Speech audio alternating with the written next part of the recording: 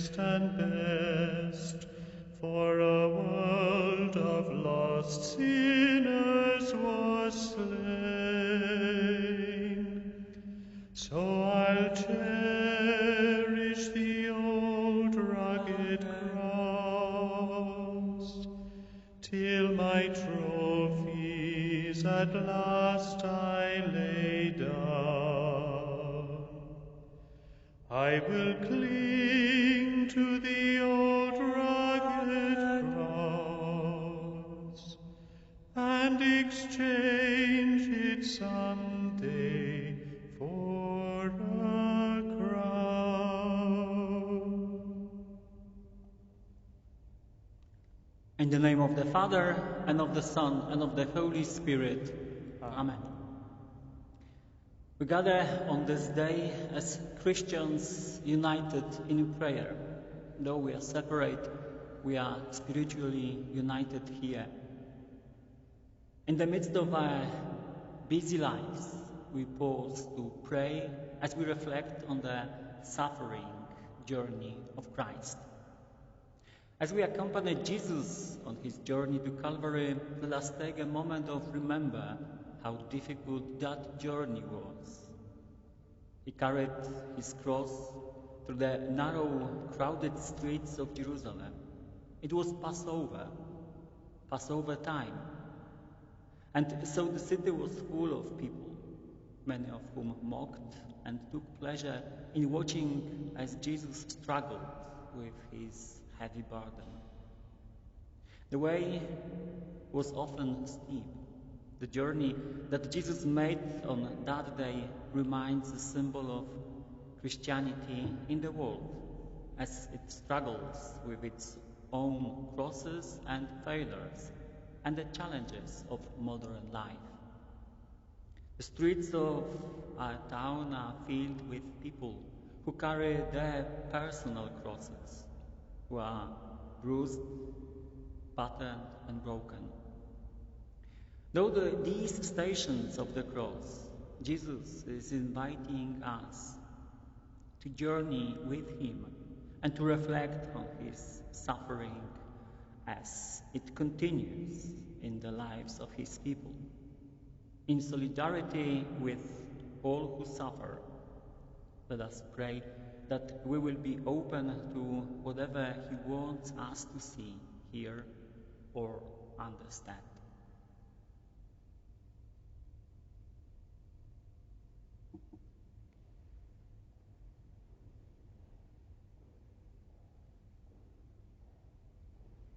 The first station, Jesus is condemned to die. Jesus was captured at night, taken away by soldiers, stripped of his garments, interrogated, tortured, crowned with sharp thorns, and now handed over to be condemned to death by Pontius Pilate, death on a cross. We adore you, O Christ, and we praise you, because by your holy cross you have redeemed the world. We name the crosses of today. A young Syrian man gathers some food and a few bottles of water. He heads for the docks, having heard of a ship's departure for Europe. He has been told it will stop off in Ireland. He hides in the bowels of the ship. The cargo is his only companion. He did not realize the power of the fumes. In Warren Point, his body is discovered beside his still unopened food and drink. Jesus, what a terrible injustice to see you condemned to death. Give us the grace to see, respect, and love you in all people. Change our hearts that we may see with new eyes those we might otherwise condemn.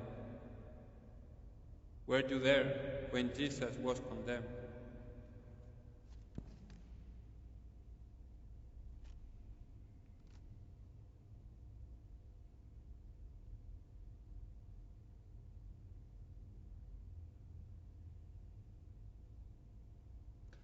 The second station, Jesus takes up his cross. Jesus was led away carrying the cross by himself. A cross is not just a piece of wood. It is everything that makes life difficult. Jesus carried the crosses of his life without complaint, in a calm and courageous way. We adore you, O Christ, and we praise you because of your holy cross you have redeemed the world.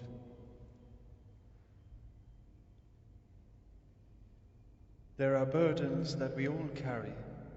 Some are very obvious, and others we take great care to hide.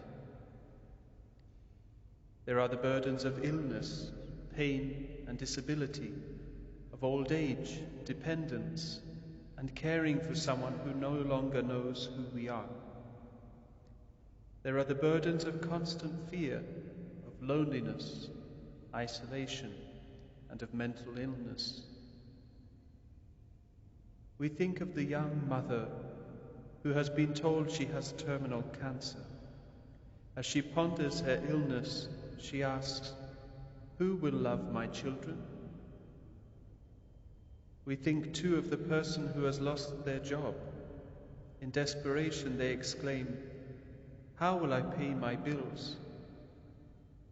The invitation of Jesus on the cross is to hand over these burdens to him. May we see your presence, Lord, in all the burdens we carry today. Help us to share our burdens more freely, not to be afraid to acknowledge our fears and our pain. May we be more aware of the crosses that others bear and make time to alleviate their burden. May your face shine on each one of us through the crosses we bear. Were you there when they laid the cross on him?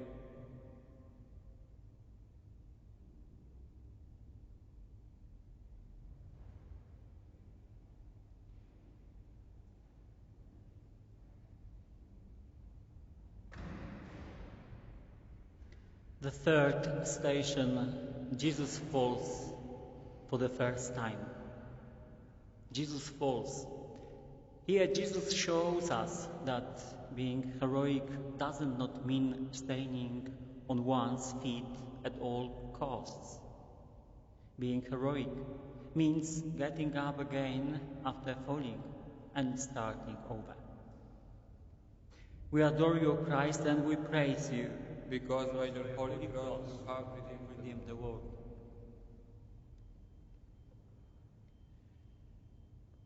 It's 3:00 on a Sunday morning. The hours have passed quickly. Be home by 2 a.m., his mother calls, as he heads for the bus that suggested he travel in safety. The music pounds, and the lights bring out colors and moods in his friends he had never noticed before. "Try one of these," one of them shouts over the noise, as he holds a tablet between his fingers. "It will do no harm," he is assured. "But be sure to drink plenty of water afterwards." Be home by 2 seems so far away now, as his hand stretches to the supposed joy on offer. Dear Lord, it is a short step between being upright and on the ground. It might be a push or a slip, but the result is the same. With you, many are on the verge of that first fall. Give them strength to realize that there are other ways. Remind them that the road will always have its ups and downs, but we must push on nonetheless. Deliver our young friend from his first fall and continue to encourage us to choose life for others and ourselves. Were you there when he fell beneath the cross?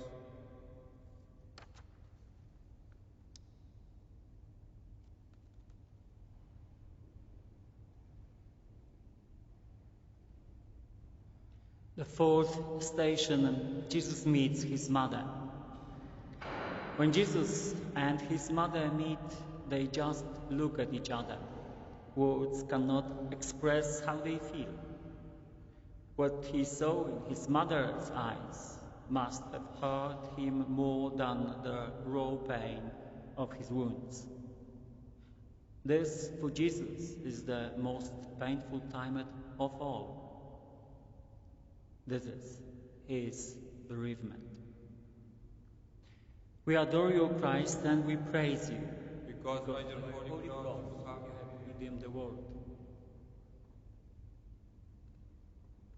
Jesus carries the heaviest burden of the loss of his family, the severing of the earthly, loving relationship between mother and child.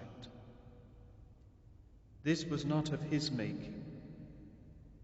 The violence inflicted upon him etched into the very heart of his mother as she watched the agony of her son. We see Mary's pain in the mothers and fathers who watch their children giving up their life to drugs, addictions, and suicide, in the women and men who suffer violence and the ongoing threat of violence in their home from spouse or child. We see Mary's pain in the child coping with the breakdown of a parent's marriage, in the couple trying desperately to rebuild their relationship and family anew. Jesus, we remember the gaze that rested between you and your mother. In that moment of pain, there was also a moment of deep and enduring love. Jesus, give us the courage to bring that love into the deepest recesses of our homes, to our children and to our spouses, to those places of fracture and disharmony in our circle of relationships. Were you there when Mary met her son?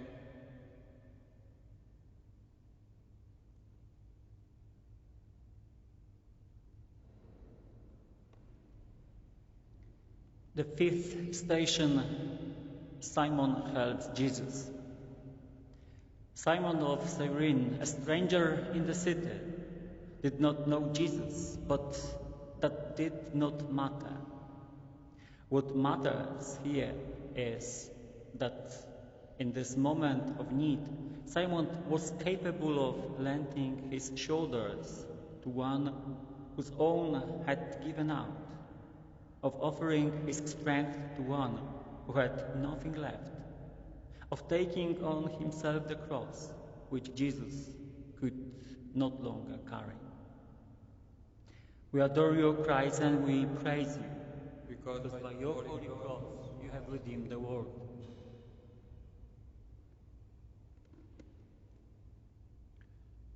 Look at Jesus who lies hidden and unknown beneath every person in need. Across our world, we see human suffering in the faces of strangers, in the faces of those struggling for democracy or coping with the effects of climate change. This Lent, we have experienced the effects of coronavirus.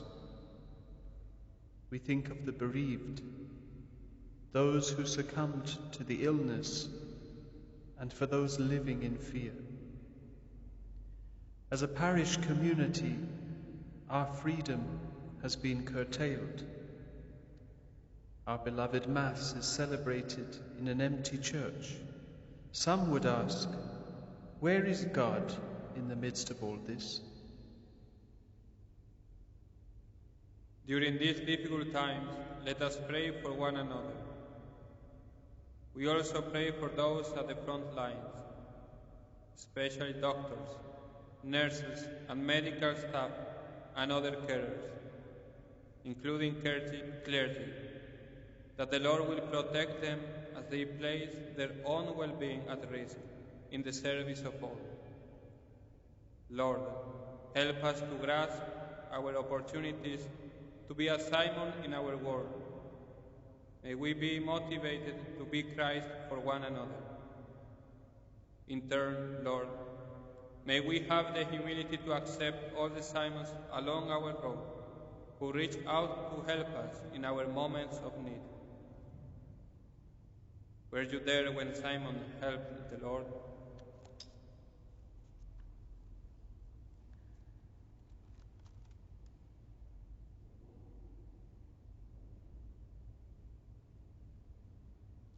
The sixth station, Veronica wipes the face of Jesus. Veronica was so moved by the sight of Jesus' suffering that she courageously moved out from the crowd to wipe the blood and sweat from his face with a towel. She was rewarded when the image of his face was transferred to the towel. It is a suffering face, disfigured with wounds. Yet this is the only image of himself that Jesus chose to leave with her. We adore you, Christ, and we praise you, Because by your holy cross you have redeemed the world. For years he had tried to hide it. Hours spent before his bedroom mirror practicing repeatedly his now standard answer to the teacher's questions. I don't know. The teachers have stopped noticing. In fact, they don't ask anymore. What's the point? The sad thing is that he does know. The answers are locked inside him. The stammer with which he has been afflicted does not allow the answers. Often at night, he recalls the taunts from his classmates. A new teacher arrives.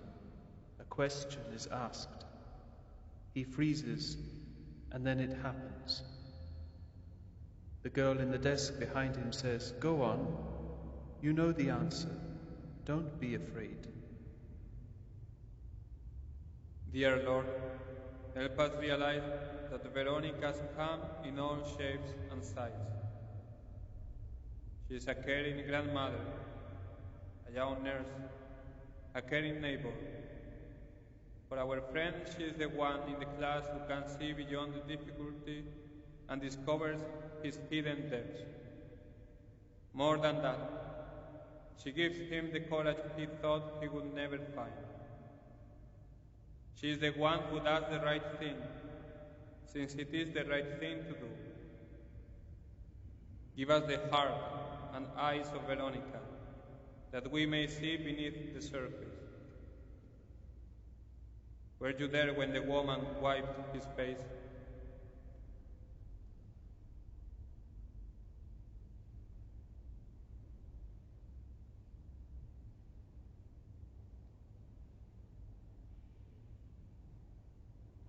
The seventh station, Jesus falls for a second time.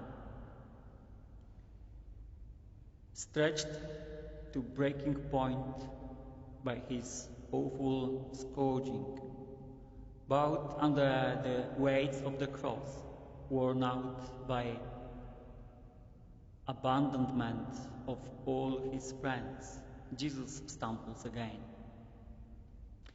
We adore you, Christ, and we praise you, Because by your holy cross you have redeemed the world.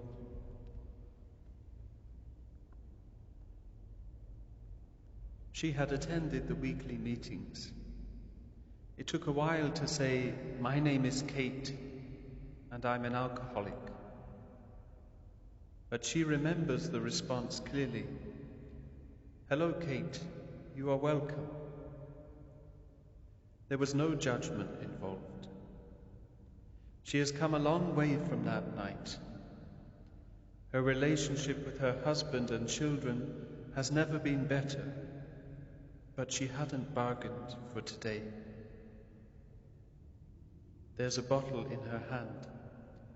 She bought it after her boss told her there would be cutbacks in the office. Everything in her says don't, but the seal has been broken, and the trickle into a long unused glass became a flow. Dear Lord, we don't see her in the ground with you. May well we weep. You have fallen for her. Your gaze from your own awareness of being fallen, and you see her through tear-filled eyes. You tell her she can get up since there is more road to be traveled. People are depending on her as they are on you. You offer her strength to change the things she can. Help us too, Lord, that we may see her need and encourage her to her feet. Were you there when Jesus fell again?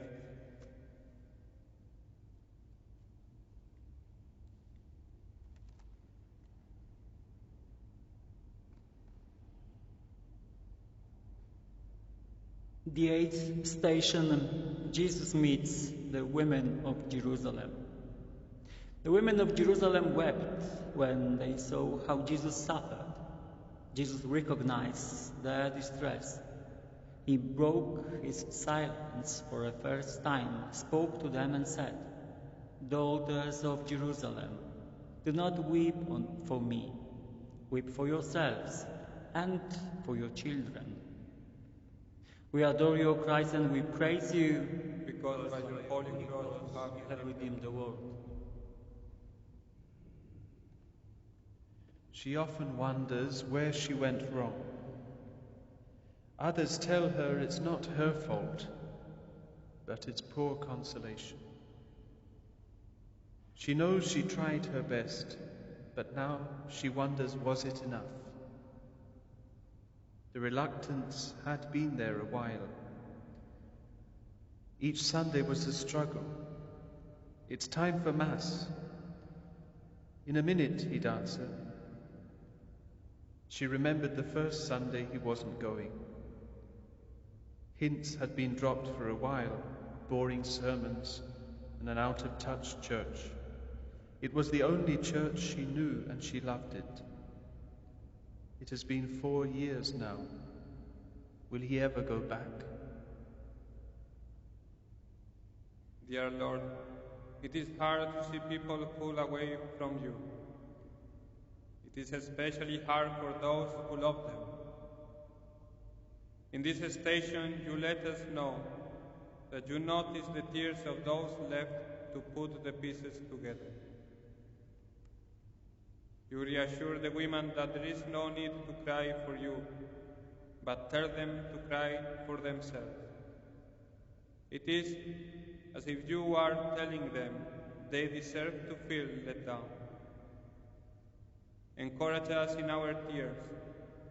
Help us not to lose courage. May those who have lost sight of you find you once again. Were you there when the women wept for him?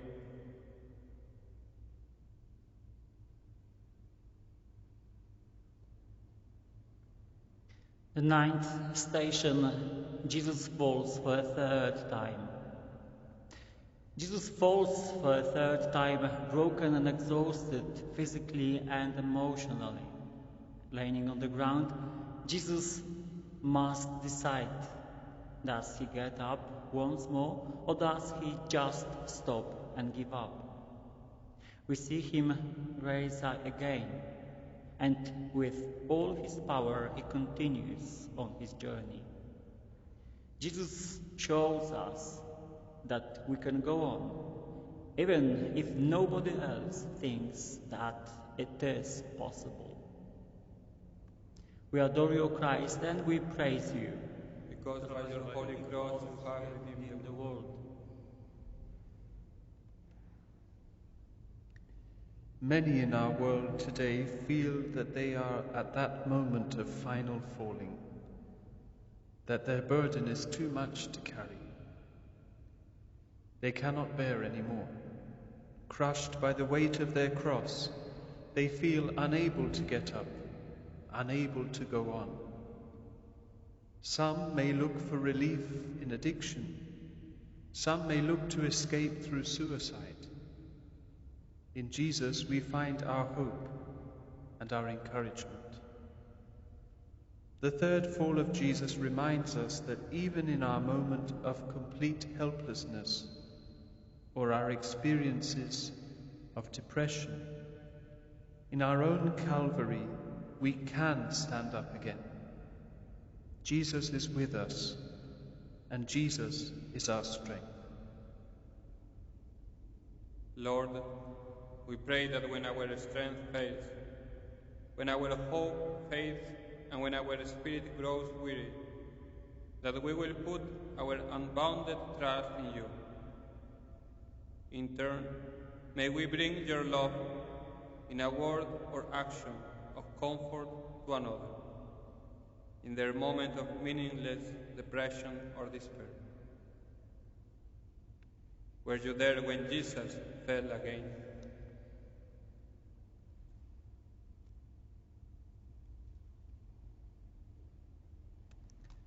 The 10th station, Jesus is stripped of his clothing. As the clothes were ripped from Jesus, he was stripped of his dignity in front of an irreverent mob. Jesus sacrifices everything. He holds nothing of himself back. Here, on the threshold of death, even more intensely than during his lifetime, he is a being for others. He surrounds everything in order to ransom all. We adore you, Christ, and we praise you, because by your holy cross you have redeemed the world.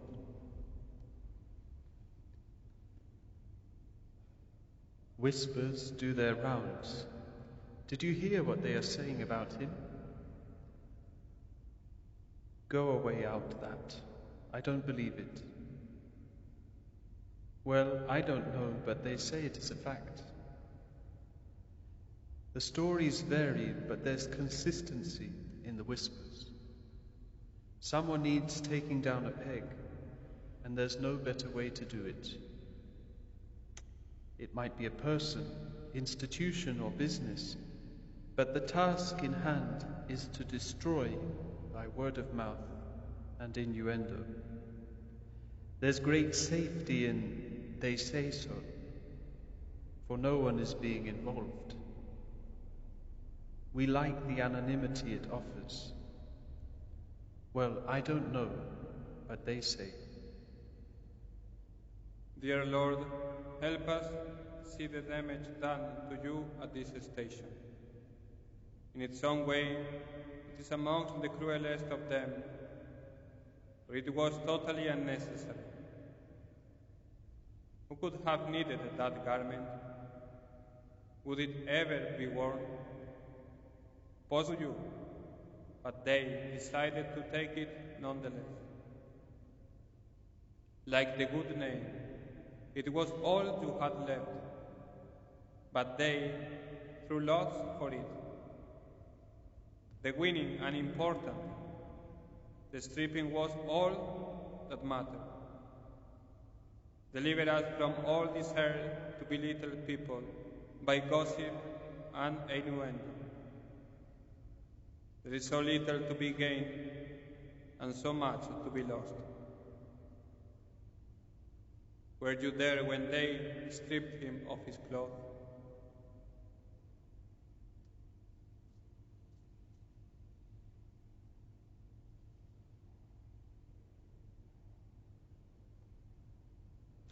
The 11th station, Jesus is nailed to the cross.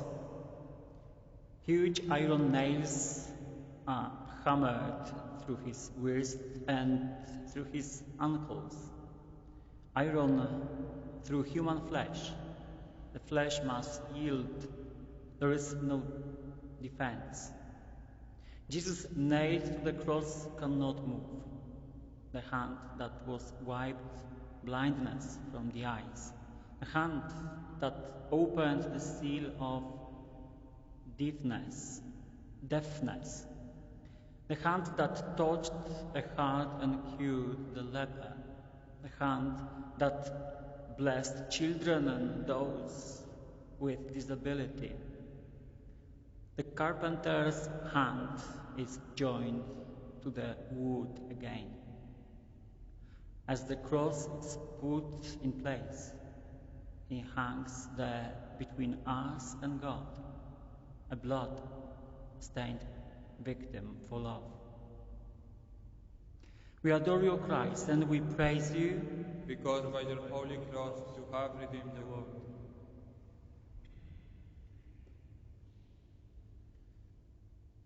Mary sips a cup of tea brought to her in her nursing home. She knows the time. It's like clockwork, but so is everything else. It has to be this way. She remembers the days when she could have a cup of tea whenever she felt like it. Those happy days when she could come and go as she pleased. I miss my freedom. The time is so long, and she wonders if she will ever get used to the idea of people having to do things that she once took for granted. Dear Lord, help us to realize that you focus our minds on powerless limbs in this station. You know what it was to walk and to touch. Your legs had brought you many places and always had a purpose. Your hands had touched and blessed, fed and raised, healed and embraced. Now their power has been stolen. You call us to a deeper awareness of the Spirit and to realize that others have a responsibility to help. Were you there when they nailed him to the tree?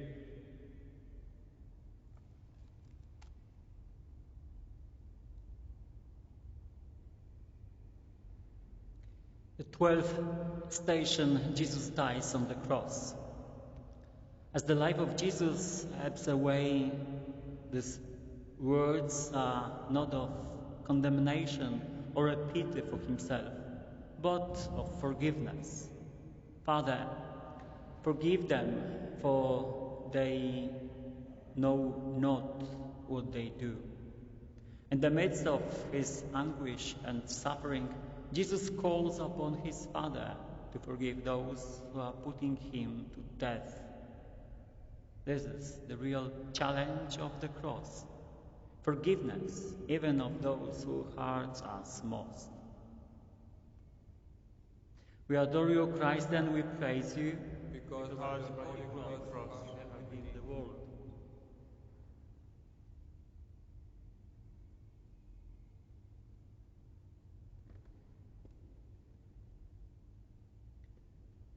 It wasn't altogether unexpected. He had been ill for some time. There was always a chance he would make it, but doctors never held much hope. It's sad just the same. He had life in him, and there was so much he had to live for. Neighbors gather in his home. It's strange he will not be there again. May he rest in peace. So much will be said over the next few days. Things he did, places he went, friends he knew, all remembered through word, prayer, laughter, and tears.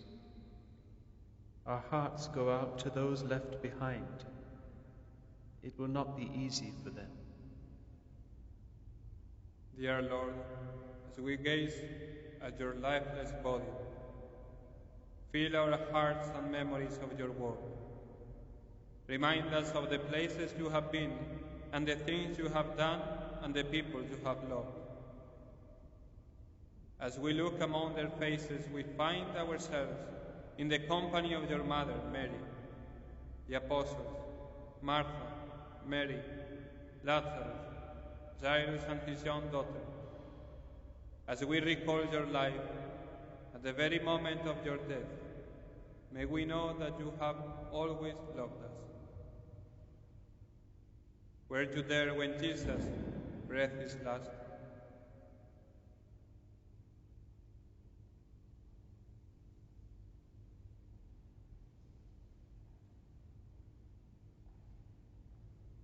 The 13th station, Jesus is taken down from the cross.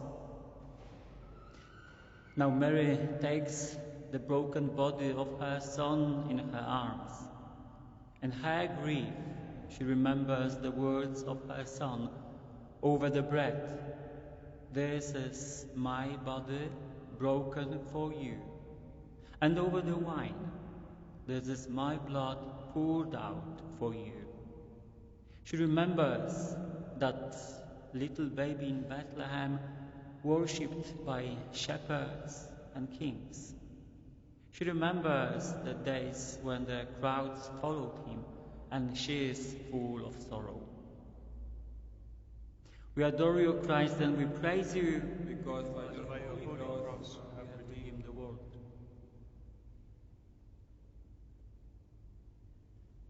Mary's grief is our grief too. As Mary cradles the lifeless body of her son and offers him back to the Father, she stands with all parents who have held their children close to them in death. Those lost through accidents or acts of violence, those who have died by suicide, those who have died suddenly or after illness. Mary grieves with all who sorrow for loved ones, parents, siblings, family members, friends. Help us, Lord, to accept the parties that must come. Help us to offer our loved ones back to you as Mary offered her son. Faced with the silence of death, let us not despair, but find hope. May the finality of death not oppress us. Help us to trust in you, the Lord of the living and the dead. Were you there when Mary heard her son?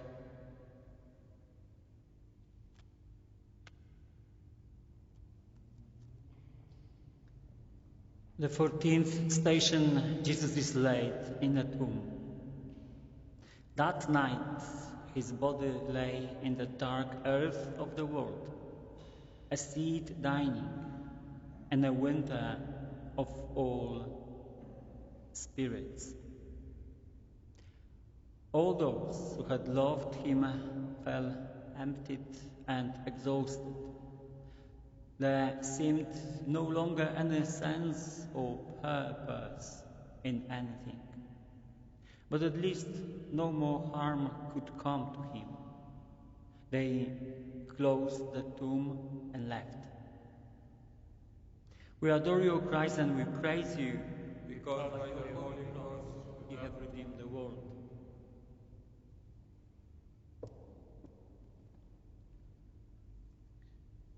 As a family, they never gave that piece of ground much thought. They went to the annual blessing of the graves, but there were old people buried there. This year it is different. Their 19-year-old son was buried today. It is now his last resting place. Life can change in an instant. Dear Lord, in this station we pray for all those who have died. We remember in the quietness of our hearts all buried in our parish cemeteries, St. Mary's and Monks Hill, and in the graveyards elsewhere where loved ones are buried. We pray that they may rest in the peace they sought in life, and that from their place of rest they may guide, console, and urge us onward as we continue the journey of life. Were you there when they laid him in the tomb?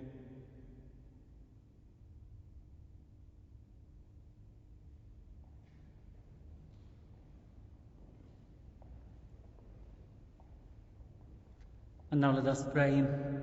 Christ with me, Christ before me, Christ behind me, Christ in me, Christ beneath me, Christ above me, Christ on my right, Christ on my left, Christ when I lie, Christ when I sit down, Christ when I arise, Christ in the heart of everyone who thinks of me, Christ in the mouth of everyone who speaks of me, Christ in every eye that sees me, Christ in every ear that hears me.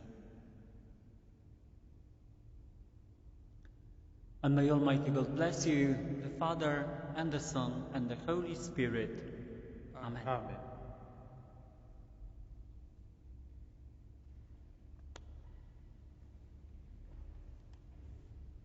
In the old rugged cross, stained with blood so divine, a wondrous beauty I see. For 'twas on that old cross Jesus suffered and died to pardon and sanctify me. So I'll cherish the old rugged cross till my trophies at last I lay down.